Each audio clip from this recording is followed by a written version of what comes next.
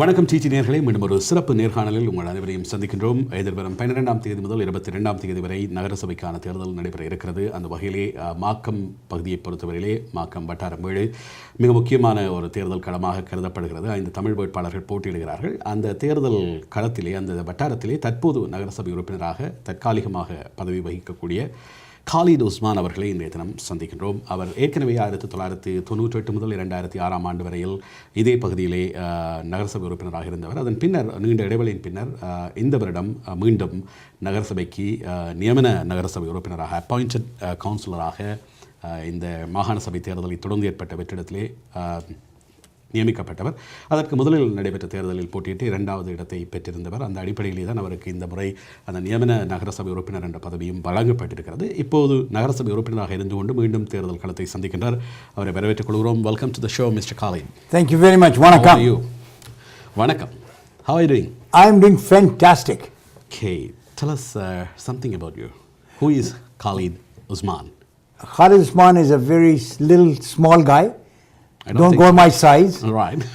I'm a chartered accountant by profession. Right. I'm also an FCPA. It's less than 1% of CAs become FCPA. Mm-hmm. I know that. And that's also a great honor to become an FCPA. Right.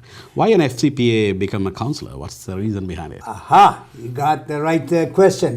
The reason is because a lot of people have asked me, being a chartered accountant, being in the profession, why? Because I have this, and in my DNA that I have is to serve the community. Oh yeah? And I've been doing this all my life. I have raised millions of dollars. Heard about it. Tell me. For the hospital. Right. Which hospital and when? Markham Stouffville Hospital. How much you raised? I have raised, just from the Pakistani community, I have raised $2.1 million. Right. For the capital campaign, which I was a member of, and I helped because I was part of the campaign. We raised $56 million to build the second phase of the hospital because the portion that was to be raised by the public was $50 million, but we ended up raising 56, which was more than what we were supposed to raise. But why am I telling you all this is because I believe it. I have raised money for YMCA. I have raised money for Yellow Brick House, the women's shelter. I have raised money for a lot of charities. I'm also the treasurer and director on Mayor Frank Scarpiti's charitable foundation. We raise a lot of money to give out to people that are falling through the cracks, people that would not have survived, people that would not get funding from the normal sources. So I believe that if I can make a difference. I want to ask a question. You have raised millions of dollars for the hospital. Are you satisfied with the facilities and the service provided by the hospital, which you have raised money to build? Well, let me tell you something. Nothing is perfect in this world. Okay. Right? I can be doing very lot of work, good work, but I could make one little mistake. But that doesn't mean that all the good can go down of course. With the bad. Yeah, I'm just asking you whether No, but I'm just giving you the background because I do hear that once in a while somebody will say, oh, the attitude of the nurse was bad or so-and-so, or their experience was bad, or they had the hospital didn't do what they were supposed to do. Remember, these are professionals doing the best they can under the circumstances. And each circumstance is different. As far as the physical layout of the hospital is concerned, physical facilities that are concerned, I think Markham is lucky to have a hospital, a community hospital within its reach where it can serve the people. I think it's fabulous. Now, it may be that the services that are being offered may need some help. And maybe is errors that have happened. As a community, how we can help to that hospital to develop more or to serve us better? Well, I think the first and most important, which I have tried to do when I was there, because when I got onto the hospital, you could hardly find a South Asian on the board or even doing anything for them. Right. So one of the things I've been able to do, you will see on the board now, both on the hospital board as well as on the foundation board, there are a lot of South Asian, Chinese faces that are there because I think I take the credit because I open the doors for others to follow me. Thank you. You have been in the council for 1998 to 2006. Correct. And then you ran it for the last term. Unfortunately, you couldn't make it, and now you're running. So, what are the major challenges you could identify in this Ward 7, which has to be addressed in your new term if you are elected? Well, there are, as you can see, my platform is made up of 4 different pillars. One of the biggest pillar is traffic congestion. Right. And you'll find every candidate telling you the same story. Yes. Oh, this street is bad and this street is bad or traffic is... But I am one of those that has answers too. So it's not only that I have the issues, but I also have a plan how I'm going to resolve this. So I have a plan, for example, on Steeles Avenue. We have been talking, everybody has been talking about, but I have a specific plan as to how we're going to make sure in the next 4 years we will have a 6-lane road there, as opposed to just talking about it. Because unfortunately, we have listened to this kind of promises in the past as well, but unfortunately, we couldn't see the progress in the Steeles Road. Still, it has the conjunctions every time. How we can believe? Well, I'll tell you something. I don't know how much latest information you have about it. I heard something. Okay. I can bring you up to date as to where it is, what is the status. Right. My question came out because the same mayor is going to run again, and the same city is going to be there. So how effectively you can handle this issue, or how different approach you could put forward to solve this issue? As you know, that the Steeles Avenue belongs to Toronto. Yes. It does not belong to York Region. Yes. But even in the 9 years that I was there, we have been dealing with Toronto. It was not of their interest. So they couldn't care less. Till now. Yes. Now it is their interest. Because the person that didn't want it happen has become the MPP. Yes. He's no longer there. I'm talking about from Toronto side, not Markham. He's the guy who blocked. Right. Right? So now he's the MPP. He has no issue. And the thing is,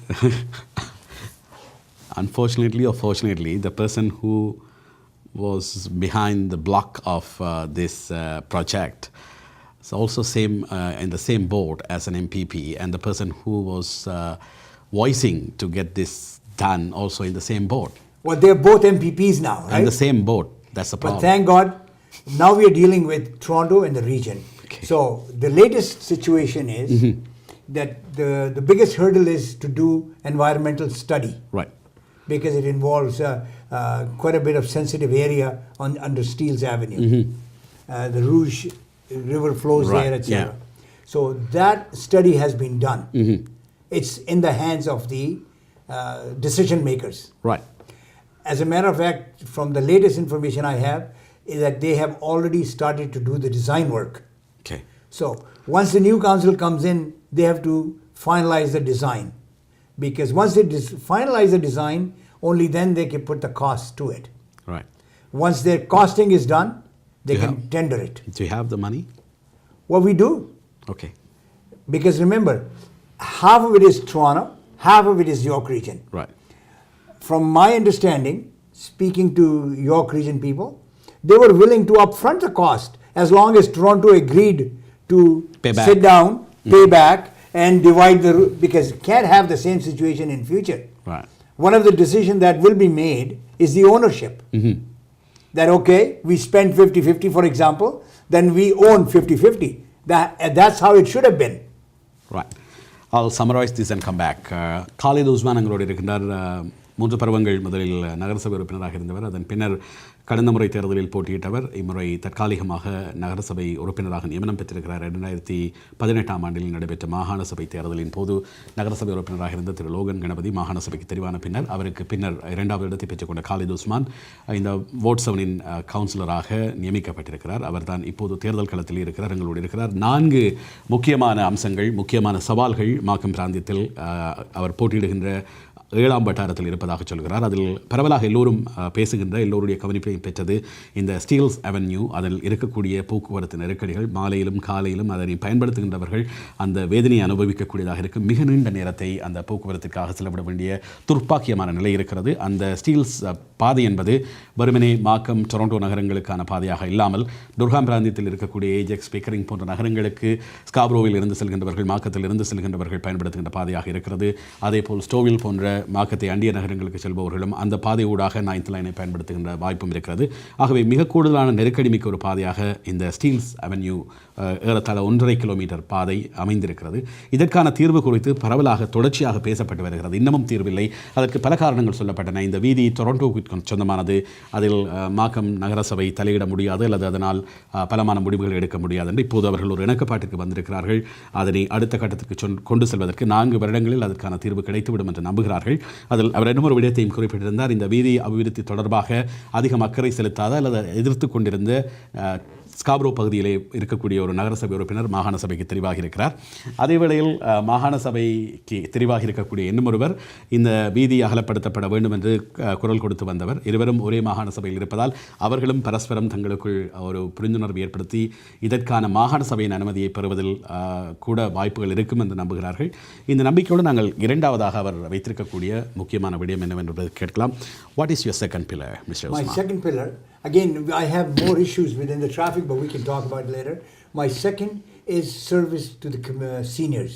As you know, that a lot of our people are becoming seniors. The age factor is catching up very soon. And these seniors have worked very hard. They were your parents, they were your elders that have come here, that have been brought here, and they worked very hard. They paid their taxes, they paid their dues, but we don't have enough services. In my view, that may not be the view of others, but in my view, we don't have good services for them. For example, we don't have what you call seniors home. We don't have for their recreation. One of the issues I believe, and I'm going to convince my fellow councillors, that some of the services that they use should be free. Why should be they paying for it? Even though in their life, they have paid their taxes. Everybody's paid taxes. But seniors should get either, if it's not free, because I know they're looked at very negatively, but it should be at a very reduced rate, which they can afford. So affordability is there. That we should have services for seniors, whereby, and including retirement homes, we should have affordable housing for seniors. Like we should have an area where they can come and exercise and things like that, because of maintain good health. That's our responsibility as a council. So, do you have enough space to build those kind of retirement homes or affordable houses in Markham? Well, unfortunately, city is not the one who will provide it. Right. Right? City can help in doing two things. City can help in zoning. Right. Whereby we'll make sure if somebody, for example, you decide, as an example, that you want to build a retirement home, or you want to build affordable housing. So for that, I will assist you to get the zoning. That's a very major thing which we will do. Secondly, I'm going to approach the federal government and the provincial government, because it is those two big brothers that have always supported and funded affordable housing. So I'm going to be working with our MPs and MPPs to have them equal partners. Because I remember in the past when there was a program of affordable housing, it was split 1/3 each. Federal government paid 1/3, provincial government 1/3, and municipal government paid 1/3 in terms of all the development fees, etc. they were going to charge, they did not charge. In terms of talking about the zoning, there are some concerns that City of Markham has given permission to build more houses, and because of these developments made that Markham City is more expensive to live in. Well, I don't think it is because of more houses. If it were more houses, it would be cheaper, because demand and supply. More big houses. I don't think so, because all the new development that I see, the houses are shrinking in size. Okay. Right? So what's because the reason there's that... more, no, but just for that, most of the places now they're building townhouses, because the number of townhouses that can fit in 1 acre are many, many more than... The problem is, I think, it is from the point of view where a land developer brings the land, gets the approvals, plans are put into place, the builder comes in to build, it takes a long time. Right. So that is what costs. No, there are some issues, some residential zoning made change to the commercial zoning, some commercial made change to the residential, and these kind of issues are handled by the city, and some misleading facts happen. Well, those are the things that we have to look on application by application. Right. It's not on a general basis, because I know this when I was a councillor, there was no way, unless there was an extenuating circumstances, that as an area that has been zoned as commercial and as industrial, Right. that it would be called housing. It Right. cannot, because the housing can never fit into that How area. that happened, that's my question. So in which part that mistake was made? Well, I don't see mistake. For example, I don't. Some of the areas that were out on Woodbine Avenue, they were supposed to be the industrial zones. Right. And up there, where there's Cathedral Town, that's where it was converted into housing. Right. Now we can go back and argue when it was done, who did it, who was the councillor on the file. But that's something that we have to look at. Not only the one councillor, no, it's also the No, it's city. 13 people. Yeah, it's the team, no? It's a team of 13. Yes. The mayor is in charge of the team, Right. with 12 other people, 4 regional councillors, 8 councillors. Right. So, and their individual record is going to be recorded votes. You can always check it out, who voted for and who voted against. But I think the other issue that you are alluding to is also provincial standards, because province wants, the previous Liberal government wanted more density. Yes. That is why they're building apartment buildings, because in order to bring transit, Right. you see, if you have individual homes, you'll never have an effective transit. Right. But when you have apartment buildings like downtown, etc., what happens is you have more people per square foot. Thereby, it encourages transit, and then traffic in return is controlled. Yes. So it's a circle. It's a cycle. So what is your third one? My third one is cannabis. I do not want marijuana sold near the schools, near the parks, Right. because you see, it's legal now. Yes. On the 17th, it becomes legal. Yeah. I can't do anything about it because that's a federal law. But what I want is to protect my kids. I don't want, because the provincial government, again, our Mr. Doug Ford, what he did was, he opened it up that you can just set up any retail outlet and sell it. Right. Now that's not right either.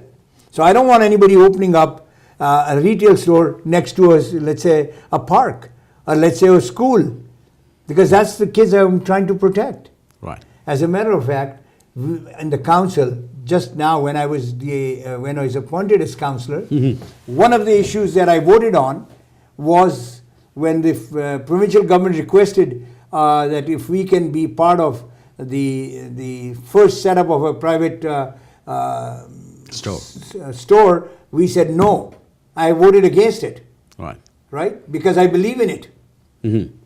Similarly, today in Quebec, they are even increasing the age from 19 to 21 To sell. to sell, even though the law is 19. So what they are saying is that, okay, in the interim, whatever happens, but we're going to change the age to 21 because we don't want our kids to be affected. It's one of the strongest deterrent. Right. And that's where I think we should all be going. I don't think we should be exposing our kids that they are roaming around and smoking everywhere. Right. So that is my position, and Right. it's an open position. That's a good one. What is the fourth one? The final one? The final one is also the commitment for I mixed up the affordable housing with senior center, right? Right, yeah. So what I want to do is create a senior center whereby they can have the wellness activities going on, healthy living, etc., and then for their taking care of the seniors. I have a question. It's a personal Sure. question. You have decided to run for the regional councillor in 2006, after 2006, and you came back to councillor. you have decided to run for regional councillor on that time, and why you came to councillor position again now? Great question. At that time, what had happened was, remember, we had 2 positions opened up as regional councillor.